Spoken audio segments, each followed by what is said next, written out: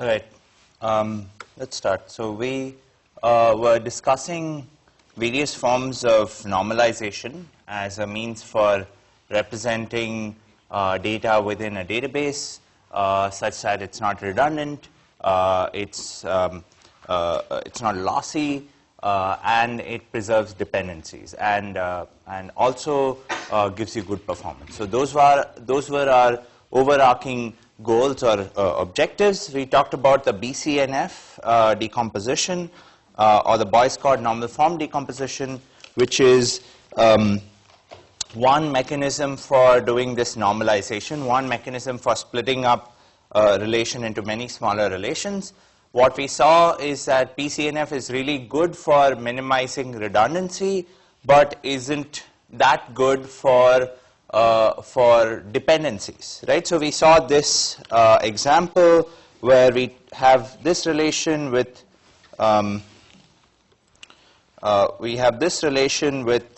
phone, address, and name as the three attributes. Your functional dependencies are phone and address and name. Address name implies phone. We went ahead and split this up based on this dependency. You got phone and name and phone and address, right? And now this is a valid BCNF decomposition because once you have relations with two attributes, those are by default in BCNF. So this is the BCNF decomposition, or one of the BCNF decompositions in this case. And so in some sense that's fine. This is a fine BCNF decomposition, but even though you have loaded data into the individual relations and the individual relations satisfy the local functional dependencies, right? In this case, the only local functional dependency that is satisfied is phone implies address. In this case, there are no local functional dependencies that refer to only these attributes, right? So in some sense, this is a valid instance for this relation or this decomposition. Unfortunately, when you try to reorganize the data into a larger table, so you get back the old table by doing a join, you get a relation that violates one of the functional dependencies, right? In particular, this functional dependency is violated. And why is that? So the reason why that functional dependency is violated is because it is not preserved in these two relations, right? So there is basically there's a functional dependency, in particular this functional dependency, that is not preserved as part of one of these two relations. Okay, and as a result of that, BCNF is not a functional, is not a dependency preserving decomposition or a dependency preserving normalization. Okay, so let's talk about what we can do to fix this. So BCNF gives us lossless join and it gives us less redundancy, but doesn't give us dependency preservation. So there is another normal form, another normalization method, which is called the third normal form. A relation is said to be in the third normal form if this is the condition. The first part of the condition is similar to the BCNF condition, and the second part is new. So that's a part that you need to pay attention to. So a relation is in third normal form, or 3NF, if whenever there is a non-trivial dependency, A1 through AN implies B for R, then either A1 through AN is a super key for R, so it's a superset of a key, or B is part of some key. Okay? So basically it says that either the left-hand side is a super key for the relation, okay, so it derives all of the attributes for that relation, or B is part of a key, right? The right-hand side is being used as part of some key for R. Okay, so there are two conditions here. It's not necessary that that A1 through AN is a super key for R for all of these functional dependencies. B can also be part of the key, and that will allow us to not decompose any further. So in some sense, this condition is a little bit more tolerant than the BCNF condition. So if you go back to our example, So we decomposed based on this functional dependency, which is phone to address, and this functional dependency phone to address caused a decomposition because the left hand side was not a super key, but in this case when you're evaluating that dependency as a condition for the 3NF, the right hand side is actually part of a key, and therefore you will not decompose based on that functional dependency. Okay, so that's the rule for the third normal form. The textbook actually uses a rule with many different attributes on the right hand side, but the idea stays the same. Okay, so the idea is basically that either the left hand side is a super key or the right hand side is part of a key. So like I said, the BCNF condition is stricter than 3NF, so it doesn't let R get away with keeping a dependency around if A is part of some, if the right hand side A is part of some key. Therefore, BCNF is more aggressive in splitting relations down. Okay, so it will try to split relations down more aggressively than 3NF. 3NF is a little more tolerant. Okay, so consider this example. So if I have RABC with AB implies C and C implies A, this relation is in 3NF because, let's look at each one. So AB implies C, left hand side is a super key, so this functional dependency is fine. C implies A, left hand side is not a super key. Okay, so we have to look at the second part of the condition. Is the right hand side part of some key? Yes, it's part of AB, right? AB implies everything else. So since the right hand side is part of a key, this relation is in 3NF, it is not in BCNF. Okay, so since it's in 3NF, you don't need to decompose it any further. You don't decompose it any further. Okay, so decomposing a relation into 3NF is not entirely straightforward. There are 3 or 4 steps, one of which involves computing what is known as a minimal basis. Okay, so let's talk about this minimal basis concept. So minimal basis basically says, or rather before we get to the notion of minimal basis, let's talk about the notion of a basis. So given a set of functional dependencies S, another set of functional dependencies is equivalent to S. If it is equivalent to S in the sense that it can be derived from S or S can be derived from it, then S prime, so this other set, is said to be a basis for S. So basically a basis can be seen as as an equivalent set of functional dependencies. So S prime is said to be a basis for S if you can derive S prime from S and you can derive S from S prime. Okay, so basically these are equivalent sets of functional dependencies. So a minimal basis is a basis that is in some sense minimal. So given a set of functional dependencies S, a minimal basis S prime is a basis that satisfies the following conditions. It has all of the right hand sides as singletons, so there's a single attribute on the right hand side. Okay, and any modifications lead to no longer a basis. Okay, so if you for instance drop a rule, then it's no longer a basis. If you drop an attribute from the left hand side of a rule, then it's no longer a basis. Okay, does that make sense? So basically any transformation that you do by either deleting a rule or dropping one of the attributes of the left hand side of some rule, that no longer leads to a basis anymore. So in some sense this is a minimal basis in that context. So what these two properties entail, so firstly all of the right hand sides are singletons, so you've simplified it in that way. The second thing is you don't want any extra rules, so that's the dropping a rule condition, and you don't want any extra attributes. So dropping an attribute from the left hand side of a rule gives you a set of functional dependencies that are not equivalent anymore to the set that you were working with. Okay, so this is what I mean by a minimal basis. Okay, any questions about this?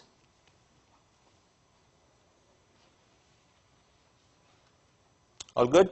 Okay. So given this relation ABC with functional dependencies A implies BC, B implies AC, C implies AB. One possible basis for this is this set of functional dependencies, right? A implies B, A implies C, B implies A, B implies C, C implies A, C implies B. Okay, so this is just a rewriting of this original set and therefore is equivalent. Now, one possible minimal basis for this set or for this set is these three functional dependencies. Just A implies B, B implies C, C implies A. Okay, so in order to show that it's minimal, you would have to consider various aspects. The first thing that you need to do is to show that these two things are equivalent, right? You need to show that it is equivalent. And in order to show that it's equivalent, so firstly notice that this is a subset of this, right? So this set, let's call it S prime, is a subset of S. Since it's a subset of S, I don't really need to show that S implies S prime because it's a subset. I only need to show that S prime implies S, okay? And that is easy to show because if I have A implies B, B implies C, then A implies C is easy via transitivity. If I have B implies C, C implies A, again B implies A is easy via transitivity. B implies C is already part of my set. C implies A is already part of my set. Since C implies A implies B, once again via transitivity I have C implies B, right? So S prime implies S, S implies S prime, therefore it's a basis. Now in order to check that it's a minimal basis, and I let you do this at home, you'll have to think about dropping each one of these rules and also thinking about dropping an attribute from the left hand side, but that really doesn't make sense here because each left hand side has only one attribute.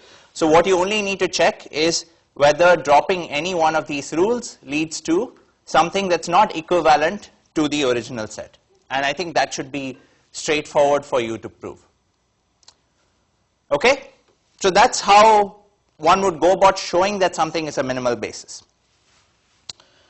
Alright, so now let's talk about an algorithm for converting a set of functional dependencies into a minimal basis. Again, the condition for doing this is very similar, or the algorithm for doing this is very similar to the condition for minimal basis as well. So once again, the condition was a minimal basis is a basis with all of the right hand sides as singletons where any modifications lead to no longer a basis, including dropping a rule or dropping an attribute from the left hand side of a rule. Okay, so any transformations such as dropping a rule or removing something from the left hand side leads to something that's no longer a basis. So in order to convert a set S into a minimal basis, the algorithm for doing that is you start with the set S and you decompose the set S such that all the right hand sides are singletons. Okay, so that's step one. And then you repeat the process until convergence. So if a rule is inferred from the rest, then you drop it. If a rule minus an attribute from the left hand side is inferred from S, then you replace the rule with the rule minus the attribute from the left hand side. So it is again in some sense following these two conditions and giving you an algorithm based on that. Okay, so that's the algorithm for conversion into a minimal basis. Now decomposing a relation into 3 and F, again like I said, this algorithm isn't straightforward, it's multiple steps. First step is to get a minimal basis. The second step is for each functional dependency in the minimal basis, use that functional dependency as a schema for a new relation. And then if none of the schemas from step 2, so the second step is a super key for the relation, then add another relation whose schema is a key for the original relation. Okay, so we can reason about why we need each of these three steps. Okay, so why do we think we want a minimal basis? Any guesses? Yes? So there's like no redundancy and it's faster in the sense to get like the Correct. So she said there's no redundancy, it's faster to get to the things that matter. That's absolutely right. So a minimal basis basically ensures that there's no redundancy in the set of functional dependencies. So you know which functional dependencies you need to ensure that they stay valid in your 3NF decomposition. Okay, so that's the purpose why you are getting it down to a minimal basis. If your basis or if the set of functional dependencies that you're operating with is very large, then you have to reason about whether each of those functional dependencies is preserved in your decomposition. You don't want to do that. So you boil it down to the key element, so your minimal basis. So that's why you want to do the first step. The first step boils it down to the key functional dependencies that you need to ensure are valid in your decomposition. Okay. Step 2. Why do we want to do step 2?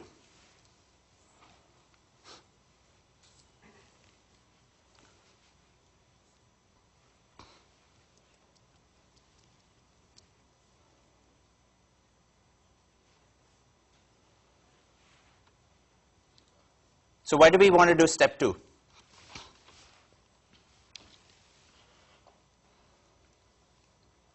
So once again, remember that 3NF is a decomposition that is dependency preserving. Okay, since it's dependency preserving, you need to ensure that there is at least one relation such that that dependency is preserved in that relation. So one relation in the decomposed set of relations such that that dependency is preserved in that relation. So essentially, step 2 is ensuring that for every essential functional dependency, so these are the functional dependencies that you got after doing the minimal basis stuff. For every essential functional dependency, there is a decomposed relation that contains exactly that set of attributes such that you can verify that that functional dependency is satisfied in that relation. Okay, so you can verify that that functional dependency holds somewhere. Okay, so step 2 is basically ensuring what we wanted to ensure, that 3NF is dependency preserving. Okay, and why do we need step 3? Yes?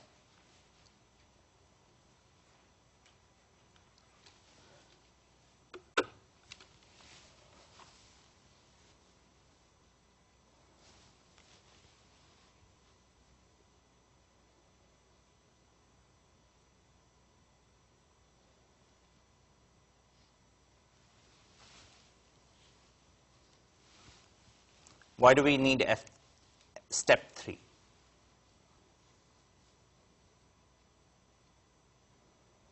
Yep. You want to find the super key. Why is finding the super key important? Yep. Is it so that there are some like attributes where it's like where you want to determine specific tuple? Close, but so the reason why we want to have a super key and store that as a separate relation is in step 2, all that you've done is you've decomposed based on the functional dependencies that you have. Okay, so given that you've decomposed based on the functional dependencies that you have, those functional dependencies may not be sufficient to recreate the original tuples that were part of your relation. So you need your super keys to be able to identify which tuples need to be joined together in order to form the tuples of the final relation. Okay, so step 3 is basically ensuring that there is a core identifier that allows you to connect all of these relations to each other. Okay, so that's why you need step 3. Again, even if the explanation is not clear to you right now, try to remember it and see how that applies in the example that we will cover. Okay, so here is this function, this relation that we saw earlier with functional dependencies A implies BC, B implies AC, C implies AB, right? The minimal basis for this was these 3 functional dependencies, A implies B, B implies C, C implies A. So step 2 was basically create a relation from each of these functional dependencies, right? So you have one for AB, one for BC, one for CA. Now, the next question is, are there any attributes left? There are no other attributes left. and each, or another way to think about this is any of these pairs of attributes is a super key for the original relation, right? So AB certainly implies C, BC certainly implies A, and so on, and because of that, all of these pairs of attributes are actually super keys. Therefore, you don't need to worry about creating a separate relation that connects all of them. Right? So step 2 is sufficient. You don't need to do step 3. Okay, so here's another example. So I have 3 functional dependencies. AB implies C, CD implies B, DA implies C. What would the BC and F decomposition be in this case? Or one BC and F decomposition?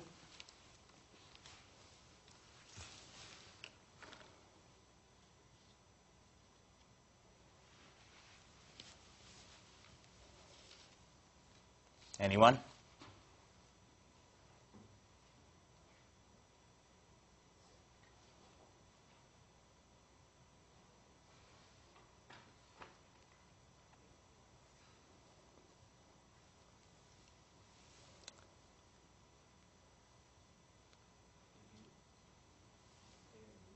A and B as a separate relation. Okay, what else? Yep. ACD, okay. So, all right, let's keep going. And what would be the last relation?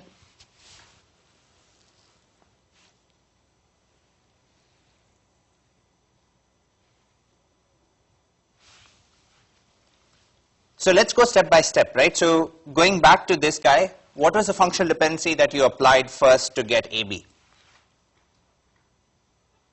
A implies B, right? So you used A implies B to get AB. Now you have 2 relations, AB and ACDE, correct? Okay, so now any one of these 2 could be used to, actually not this guy. This guy is the only one that can be used to decompose ACDE, right? So what would be the result of that? So it would be ACD, right? So based on the entire set of attributes for this, and DA, so the left hand side, so or AD, and the remaining attribute, which is E. Right, so that was a BCNF decomposition. Is this clear, or is something not clear? So the BCNF decomposition, once again, the way to do it is you find a functional dependency that's a violation, and then remember this Venn diagram where you had A, B, and everything else, right? So if you had A implies B as your violating functional dependency, you would create a relation which is corresponding to AB, and you would create a relation corresponding to A and everything else, right? So that you have something that connects the 2, which is the attributes in A, right? So that was how you did BCNF. So once again, what we did here was you started with A implies B, and you got AB as one relation and ACDE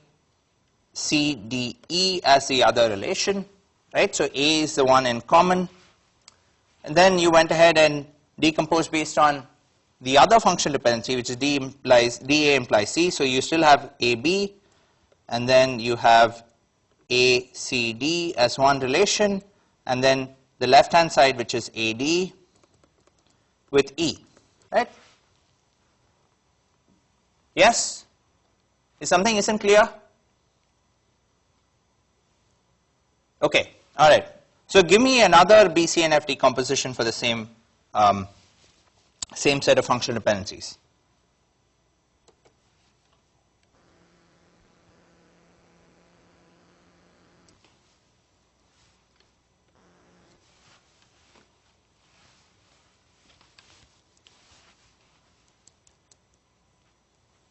So in this particular instance, we started with A implies B, right? we started with A implies B. Let's start with something else now, right? So maybe we start with, I don't know, CD implies B. Okay, so let's start with CD implies B. What do you get from that? You get B, C, D as one relation, and you get, what would it be? A, C, D, E, right?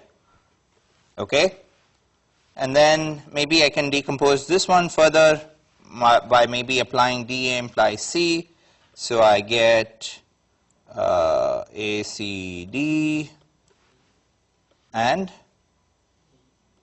ADE, right? So it's so A and D form the left hand side of this functional dependency, and C is the right hand side. So AD gets lumped in with C in this one, and the left hand side, which is AD, that gets lumped in with the rest, which is E. So you have BCD, ACD, ADE.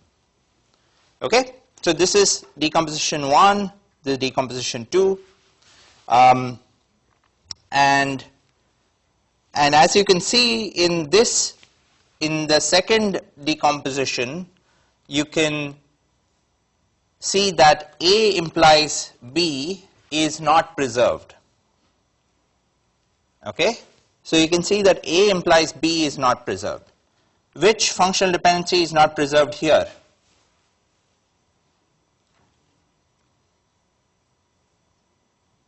Yeah? Speak up. CD implies B? Yes. Right. So in both of these cases, there's a functional dependency that is not preserved. Okay, so let's talk about how we would do the 3NF decomposition for this. Okay, so first, the minimal basis for this, again, I'll let you verify that this is indeed the case. The minimal basis is the same set of functional dependencies. There's nothing that is redundant here. So what would we do for 3NF? What would my 3NF decomposition look like? Starting, actually the hard part for 3NF is the minimal basis. After that, it's actually pretty straightforward. So once you have the minimal basis, the next step is to simply create a relation corresponding to every attribute or every functional dependency in the minimal basis. So you would create one corresponding to AB, one corresponding to CDB, one corresponding to DAC, or let's call it ACD. Okay, so do I have anything left to do?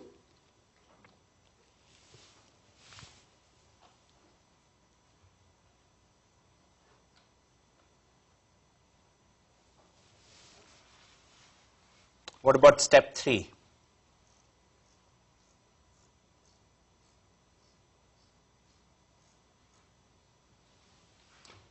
So step 3 says, yes?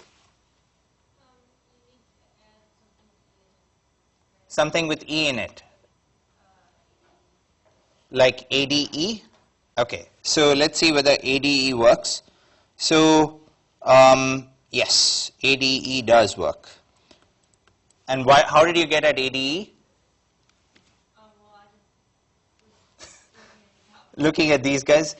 All right. So there's a more principled way at how we came up with ADE, which is that after you've identified one relation for each of these functional dependencies, you need another relation that contains the super key. Okay. So it contains all of the attributes that determine the tuples of the relation. Now, as it turns out, in this particular case, ADE is a super key for this relation. Why is that? Because A implies B via this, and DA implies C, right? And therefore, together you have A, B, C, D, E, all being implied via ADE. Okay, so ADE is a super key. So that becomes another one of the relations that you've added it basically ensures that you have something to connect the tuples across these three smaller relations. Okay? Any questions about this? All right, so last couple of slides on this. So 3NF avoids information loss, preserves dependencies, but does not minimize redundancy. So it's sort of opting for a different point in this trade-off space. Okay, so unfortunately, finding a decomposition which is both lossless and dependency preserving is not always possible. So one guideline that you might choose to follow is you aim for BCNF because that's sort of minimally redundant, but you settle for 3NF because it preserves functional dependencies. So there are other normal forms like 4NF, which depends on a notion called multi-value dependencies. We will not cover this in the class. Okay. So one last note about decomposition.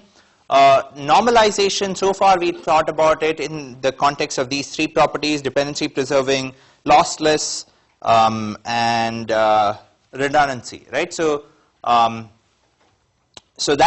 are the three properties that we've talked about so far, but there are other properties or other things that one needs to keep in mind. For example, performance, right? So for example, if A and B are always used together, always queried together, then normalization theory may say that they should be split, but if you want to optimize for performance, you might want to keep them together.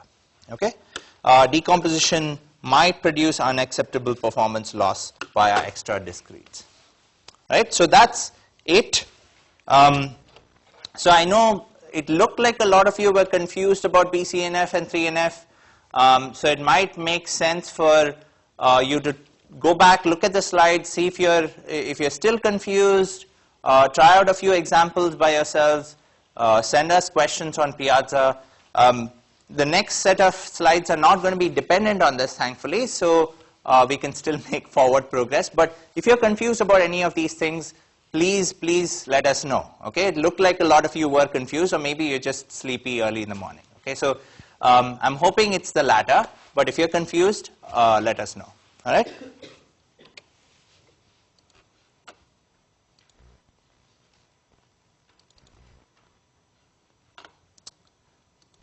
Okay, so we are going back to back from the notion of schema design to the notion of querying, right? Remember that we talked about relational algebra as a mechanism for or a formal language for querying data in relations.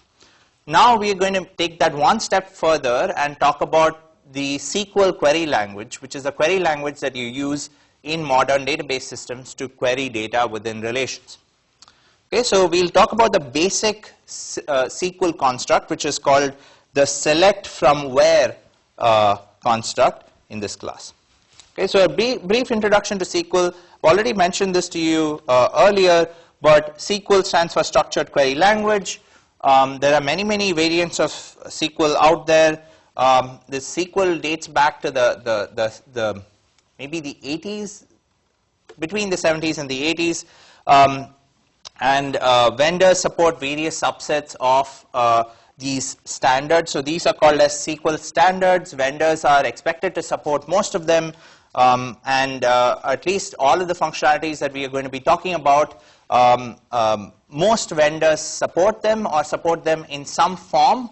The specifics, warning to you guys, is the specifics may depend on the implementation. So if you're looking to execute a specific query on a specific database system like Postgres, Oracle, DB2, IBM's, other database systems, or SQL Server, SQLite, you will have to look up the manual for the SQL variant that is supported and the syntax that is supported. Okay, so so bear in mind that we're going to be talking about a generic SQL syntax, but the specifics may vary depending on the implementation. Okay, so you may find that if you take the query that was discussed in class and you go and paste it in to your favorite database system, it might not work. Okay, so go back and look at the manual in that case and see what needs to change. For the most part, most of the queries will work, but I can't guarantee that every query will work on every database. Yeah?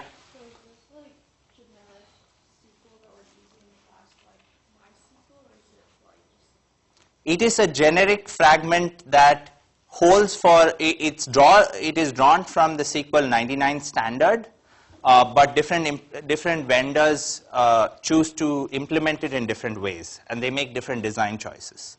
So for the most part, all of these queries will work on any database system. But if they don't work, then often it is helpful to go look at the manual. Okay. At least the queries that I'm describing today will work. I'm pretty confident of that. So maybe the queries later on, especially the constraints, they may not work. A lot of the database systems have very different implementations for that. Okay, so once again, SQL is a high-level declarative language. So you specify what you want executed. You don't specify how it's executed. So in some sense, a programmer or the application designer is able to avoid specifying a lot of the algorithmic details or the data manipulation details that would be required in lower-level languages like C++, Java, or Python. Okay? But at the same time, the reason why we are able to do this is by restricting the scope of the language. So we don't let the language do whatever it wants. We don't let the users do whatever they want in the language. And because of which we can actually go ahead and optimize the queries really well. Okay, so by restricting the space of queries, you actually give more opportunities for optimizing the set of queries that are executed. And at the same time, even though it is restricted, SQL is fairly powerful in the sense that it captures most of the functionalities that you would want from a data manipulation language, right? So most things that you want to do to data or query data, you can use SQL for. So it's actually an extremely powerful language in that regard. So the basic form of SQL looks something like this. It's a select from where syntax. Okay, so the way to read this would be you say select a set of attributes from one or more tables where some condition holds about the tuples in the tables. Okay, so let's look at single relation queries as an example or a specific case of select from where queries next. And the schema that I'm going to be talking about or use as examples will involve beers, bars, customers, likes, cells, and frequents, with the key attributes being underlined. Okay, so here's my simplest possible example. I have a relation which is name and manufacturer containing beers. Which beers are made by Anheuser-Busch? And so the query would look something like this. Select name from beers where manufacturer is equal to Anheuser-Busch. Okay, so few things to note. The first thing is that the keywords which are select from and where, I've chosen to capitalize them. Okay, again, this depends from database to database, but most database systems are actually case insensitive, at least when it comes to the keywords and the attributes. What does need to be case sensitive are the constants, like Anheuser-Busch is case sensitive. So that's something to watch out for. So the variant that we are going to use is not case sensitive, but at the same time we are going to use a convention where we use the keywords as capitals, the attributes with lowercase, and the relation names with the first letter capitalized. Okay, so this is just a convention that we're going to follow. for ease of readability. It's not like all database systems require you to follow this convention. There's just something that we are going to follow. Okay, so select name from beers where manufacturer equals Anheuser-Busch is our query. So the result of this query would look something like this. Your attribute is name. The set of tuples that are returned are the names of the beers that are sold by this manufacturer. Okay? So the way to read a single relation query is the following. So you start from the from clause. Okay, you start with the relations listed in the from clause. So this is beers. And then you apply the selection condition listed in the where clause. Okay, so here you check whether those tuples satisfy this condition. And then finally, you decide whether or not to display those tuples as a result, and which part of those tuples you want to display as your result. So the single relation query or a select from where query proceeds as follows. You start with the relation in the from clause, you apply the selection in the where clause, and then you apply the projection in the select clause. Okay? This selection is our sigma from relational algebra. The projection is our pi from relational algebra. Okay? Any questions about this? We good? Okay. So I've already mentioned this convention, keywords in caps, attributes in small, relation, first letter, caps. Okay. So another way, there are two other interpretations for what a select from where query would work like. You can think of a tuple variable which is ranging over every tuple in this relation beers, and then you are checking if this tuple T satisfies this where clause. So in this case, you're checking whether it satisfies this condition, this equality condition. And then the third condition is if it does, then you go and select the attributes of the select clause using the components of this tuple. Okay?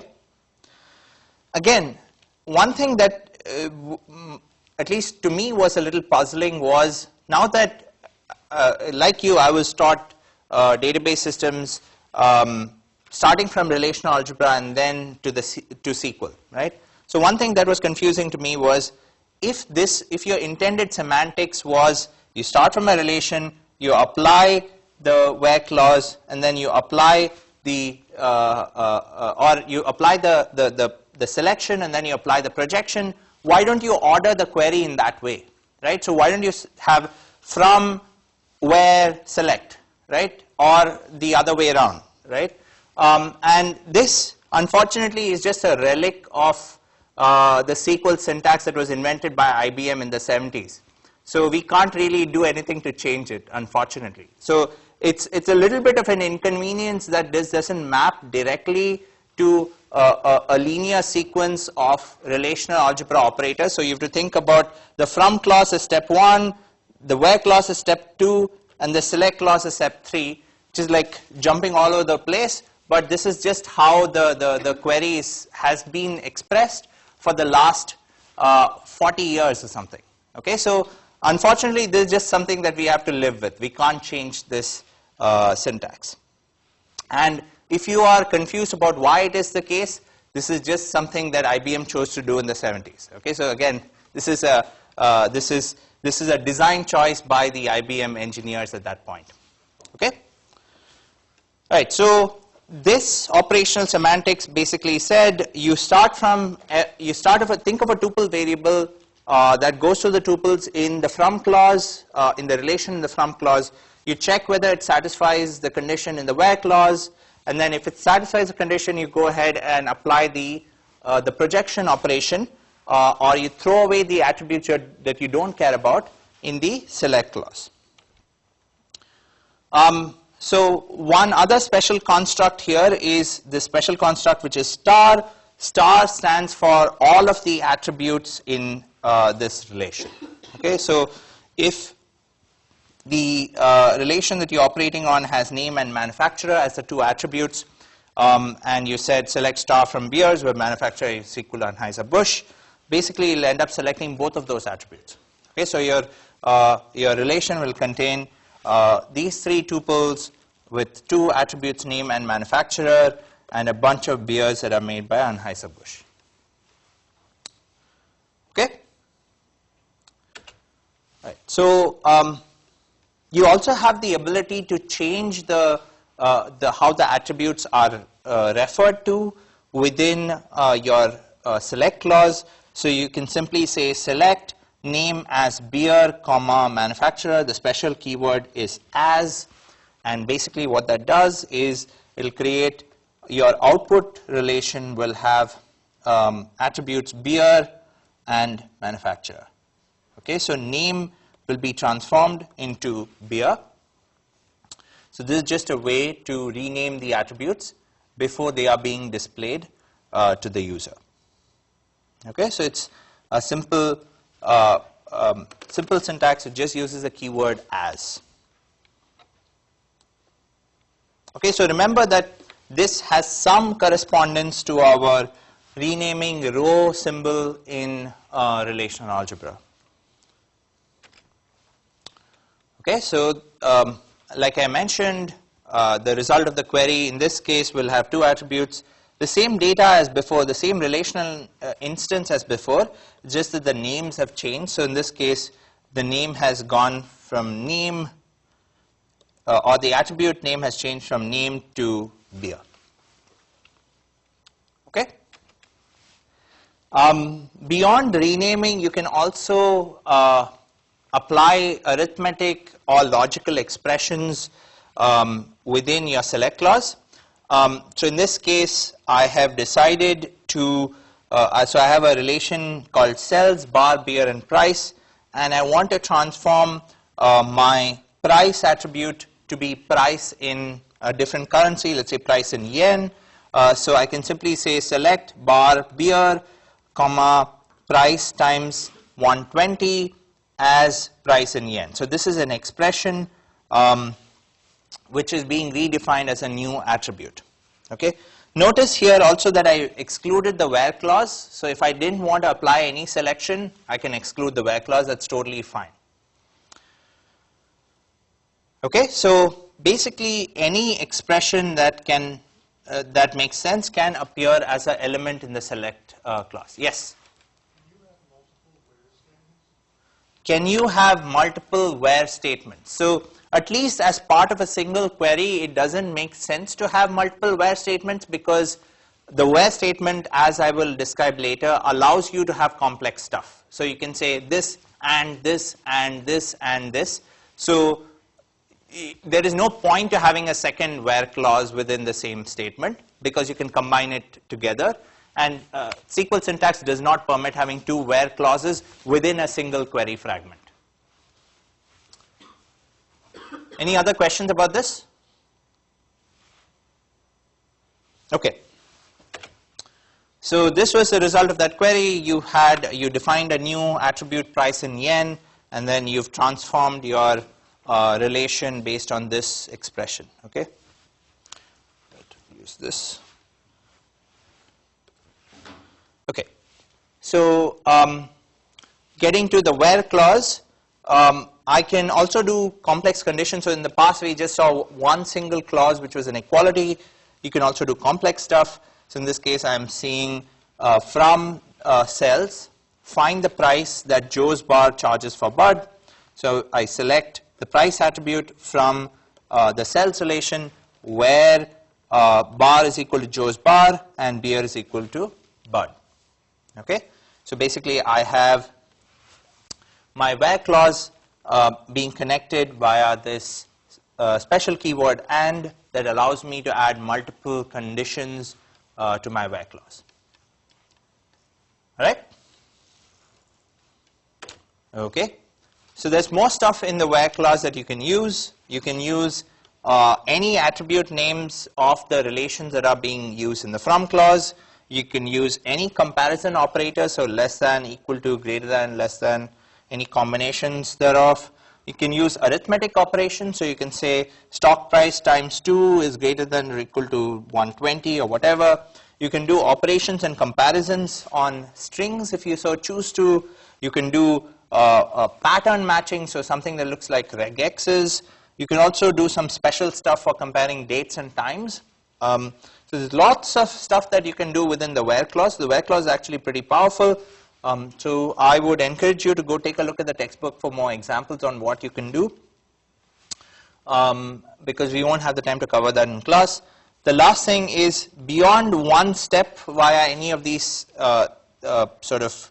operations, you can also create bigger or larger expressions using Boolean connectives. So you can say this and this or this and so on, and not of something.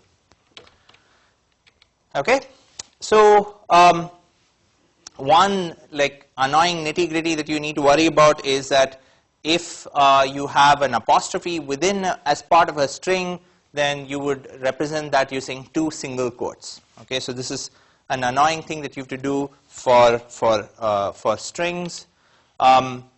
This I've already mentioned. SQL is case insensitive, and so in general, upper and lower case characters are the same except for when they are part of a quoted string. So if they are part of a quoted string, then that's something that you can't ignore the case for.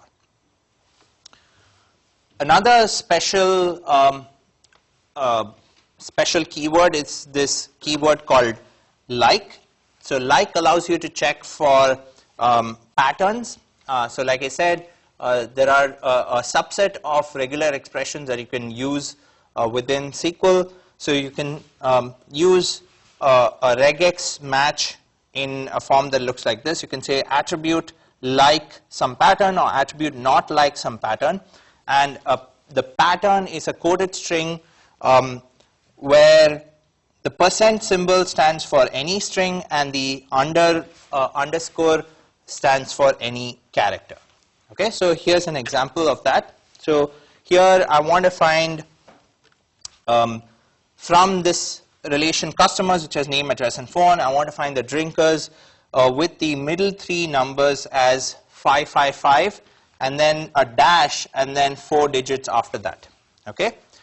So the way I would do this is I would say select name from customers where phone like percent symbol 555 dash underscore underscore underscore underscore.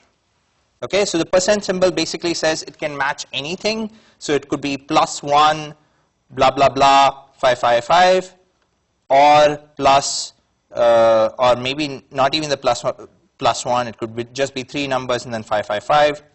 Or whatever, right? And these 4 digits basically say that you have to be 4 separate digits, so it could be 1, 2, 3, 4, or 6, 6, 6, 6, or something.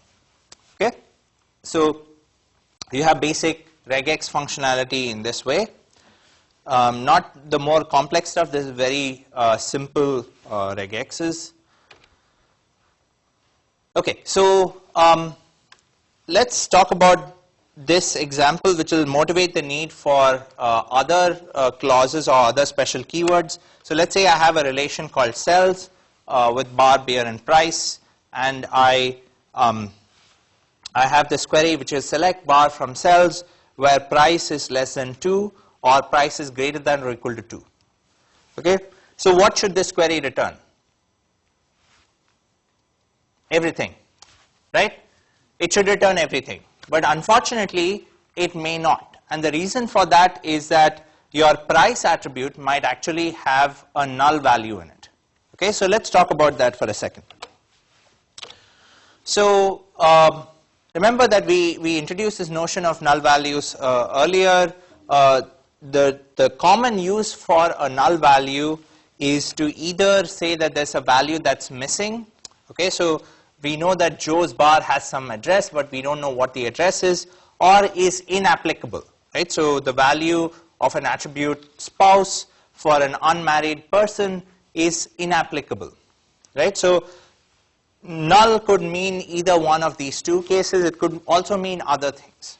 Okay? So null is just a convenience to say that the value is missing.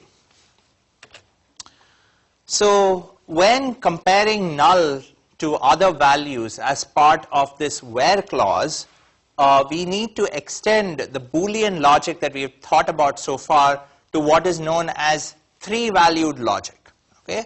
So beyond the true and false that we are familiar with, there's also another value which is called unknown. Okay? And so whenever there is a value that's being compared with null, the truth value is always unknown because you don't know what the outcome is going to be. Okay, so on the other hand, so this is for a single expression comparison, but what happens for the overall where clause? So a query only produces a tuple in the answer if its truth value for the where clause is true and not false or unknown. Okay, so only tuples for which I know for sure that it should be part of the output will I return that as part of the output. So I'm not okay with returning something that I'm not sure about. Okay, so as a result, like in the previous case, price is less than 2 or price is greater than or equal to 2, if I had some price values that are null, I might not be sure about what their price values are, and because of that, I might not end up returning that as part of the output. So another way to think about this three-valued logic beyond true, false, and unknown is to think of true as 1, false as 0, and unknown as half, and being max, min. I have this written down. It's coming next instead of me deriving it. And is min, or is max, and not is 1 minus x. Okay, so not of x is 1 minus x. So let's reason about one possible example. So if I have true and false or not of unknown, so I would basically do 1 min of 1 comma, what would this be? So this is max, so this is an OR, so it's max of 0 comma 1 minus half. Okay, is this clear? So I've just basically written out what I mean by and, true, false, or not, and unknown, right? So and is min, true is 1, everything else is in here. So here I have an OR, so I have that as a max. False is 0. Not of unknown is 1 minus unknown, and unknown is half. Right, so that's what I have. So this is equal to min of 1 comma max of 0 comma half, so that's half. Right, and then min of 1 comma half is half again. Right, so I end up with basically unknown. Okay? Any questions? Are we good?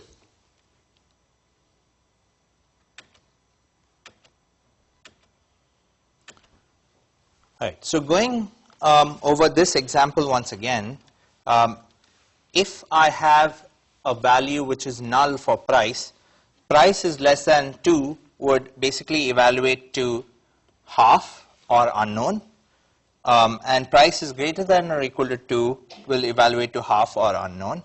And basically what I would have is max of half and half, which is equal to half, which is equal to unknown. And since it's not true, since we don't know for certain that it's true, it is not going to be part of the output. So even though your intended meaning for this query may be, hey, I want to return all of the tuples in this relation, because there may be some tuples with price equals null, you may not end up getting those tuples. So the reason we saw an explanation for why we didn't get those tuples as part of the output, but another reason is that two-valued laws or Boolean laws are not the same as three-valued laws, right? So three-valued logic is fundamentally different from two-valued logic. So there are some things that continue to hold in three-valued logic like in two-valued logic, like if P and Q equals Q and P. So this is commutativity. This continues to hold in three-valued logic. On the other hand, some rules like P or not P is equal to true, this certainly held true in two-valued logic, but it does not hold true in three-valued logic. So when P is equal to unknown, you basically have max of half and 1 minus half, which is still unknown. Okay, it's not true. So in order to avoid this issue, if you still want those tuples to be part of the output, you can explicitly check if something is null or not. In order to do so, you use this syntax, which is null or is not null. Okay, so you can explicitly say select star from person where age is less than 25 or age is greater than or equal to 25 or age is null, and we know for sure that for this query you will end up getting all of the persons in the person relation because every tuple will either satisfy that it's a null or will return true for one of these two cases. Okay, so this is a way to test for and return null values. This is another special syntax. Okay, so we saw single relation queries. Let's jump on to or jump on ahead to multi-relation queries. Multi-relation queries are not very surprising. It's basically the same select from where syntax, but you're combining data from one or more relations. You basically address multi-relation queries by listing all of them in the from clause, and like in relational algebra, you distinguish attributes which have the same name by using relation dot attribute name. So just like in relational algebra, you have the relation name being used to distinguish between attributes that have the same name. Okay, so if I have a relation which is called likes, which contains customer and beer, and frequents, which contains customer and bar. Let's say I want to find the beers that are liked by customers who frequent Joe's bar. Okay, so the first thing that I want to do is I will list both likes and frequents in my from clause because I need information from both of these relations. The second thing is I'm going to use a where clause where I say frequents dot bar is equal to Joe bar and frequents dot customer is equal to likes dot customer. So notice in this case that I used frequents dot bar instead of just bar, and this is just for convenience. I don't necessarily need to, not for convenience, but for being overly clear. I don't necessarily need to say frequents dot bar. It would be totally fine if I just had bar, because bar is uniquely present only in one relation, which is a frequents relation. When I'm referring to customer, I certainly need to refer to customer sort of associated with a specific relation. So in this case, I'm saying frequents.customer is equal to likes.customer. But for bar, I don't need to specify which relation it came from because it's clear. But there's no harm in doing so. I can certainly list relation name dot attribute if I want to be extra special clear about it. Okay, so that's totally fine. I can do it if I want to be very, very clear about it. There's no harm in doing so. In fact, it encourages readability and so on, so it's always good to do it if you can. So here I'm selecting likes.beer. So these are the beers that are liked by the customers who frequent Joe's bar. So I'm selecting likes.beer. Once again, I'm looking at both the likes and the frequents relations in the from clause.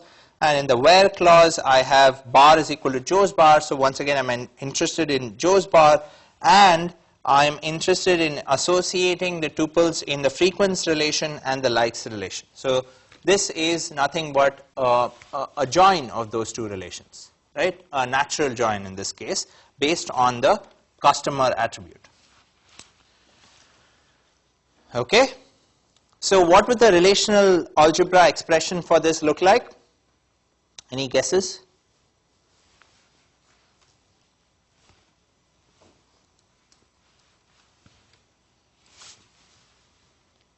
Yep. You join likes and frequents, Mm-hmm. and then you, A natural join? yeah, because customers are Okay. and then you select where bar equals join bar, and then you project up here. Perfect. Then you project on beer. Okay? Is there any confusion with this? Is this clear? Okay, so once again, the correspondence here is this from clause along with the frequents.customer is equal to likes.customer is what is meant by the natural join. That's essentially what those two parts mean. The other part of the selection condition is derived from the where clause, and then finally the projection, which is on beer, is derived from the select clause. Okay? All clear? Right? Okay, so let's try another example. So here I have, remember our gizmo example from the relational algebra. Here I'm trying something slightly simpler. I want to find the names of people living in Champaign that bought gizmo products. So this is a category, and the names of the stores that they bought it from.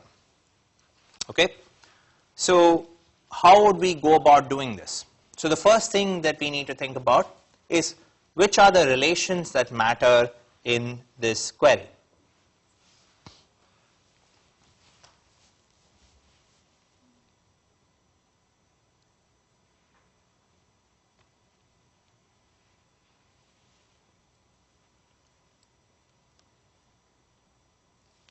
Which relations would matter for this query? Yes? Product, purchase, and person? Yep. So product, because we are talking about gizmo products. Purchase, because you need to figure out who bought what. And person, because I need to look up who lived in Champaign. Right? Okay, so perfect. So that gives me my from clause. Right? So I have from product, purchase, and person. What next? Let's assemble my where clause. Give me any one condition that should be in the where clause. Okay, person dot city equals Champaign. Okay, yes.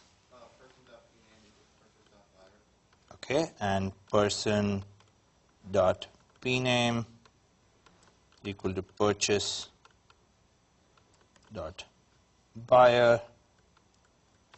Right, so this is essentially associating the two tuples with each other via what would be done if you had used a natural join or a theta join in this case. Yes? Yes?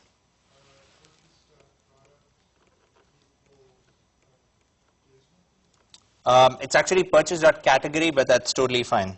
Purchase, it's close enough. Purchase.category gizmo.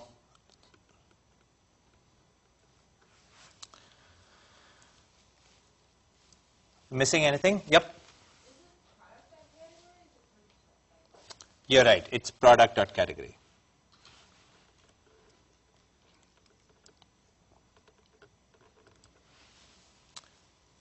Are you missing anything?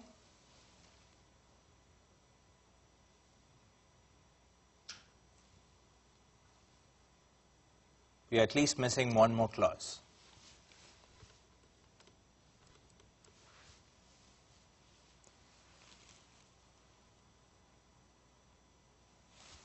Yep.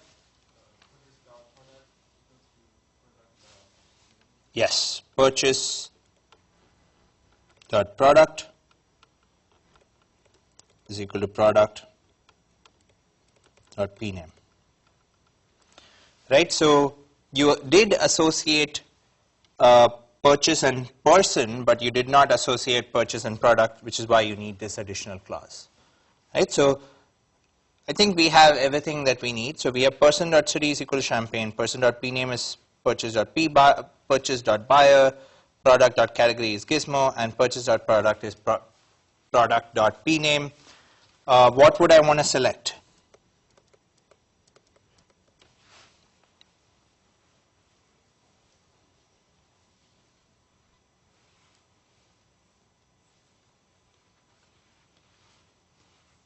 Yep. All right, person.pname. And? Yep. All right, purchase.store. Okay. So this wasn't that hard, right? So is there anything that is confusing about this, or is this clear? Yeah.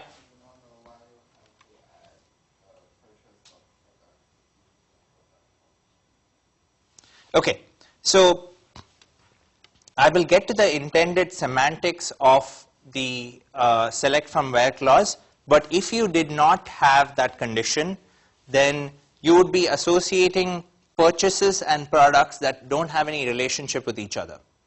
So you could say, let's say a person went and purchased, I don't know, a shirt. You would be like doing a cross product of that with a tuple which is a gizmo product, and you may end up saying that that person did go and purchase a gizmo product even though they didn't, because you're not associating the right things with each other. Make sense? Okay. So in some sense, all that these two conditions are ending up doing is ensuring that the tuples that are connected with each other are corresponding to you're associating the right purchase with, or you're associating a given purchase with the correct person who made that purchase and the product that was involved in that purchase. So those two conditions are from that. The other conditions are those that are mentioned in your query. Okay? All right. So let's try one more and then I'll let you guys go. So here I want to find the phone numbers of people buying telephony products. So let's call this a category. All right, so how do I go about doing this? So once again, I'm going to start with the from clause. Someone else.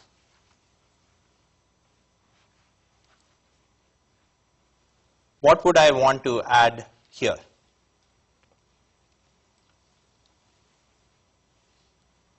Yep. Person and product.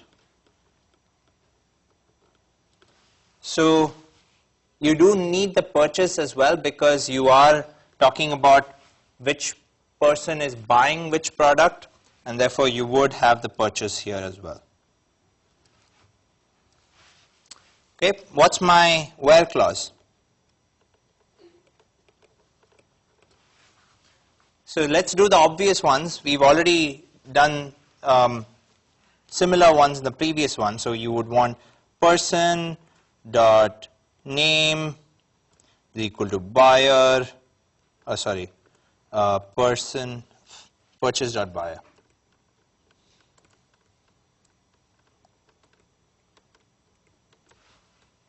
And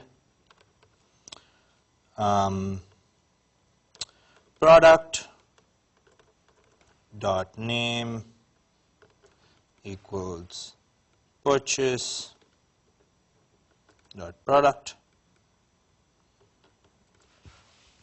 Okay, what else?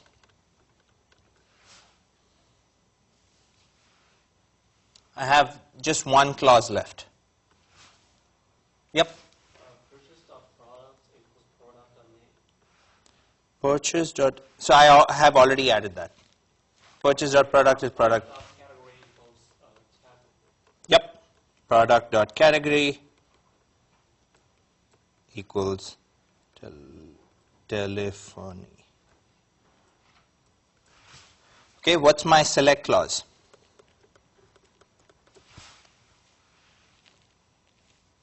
Easy. Person dot phone number, right? All right. Okay, so we're good. I'll cover the rest of select from where in the next class. See you on Wednesday. Yeah.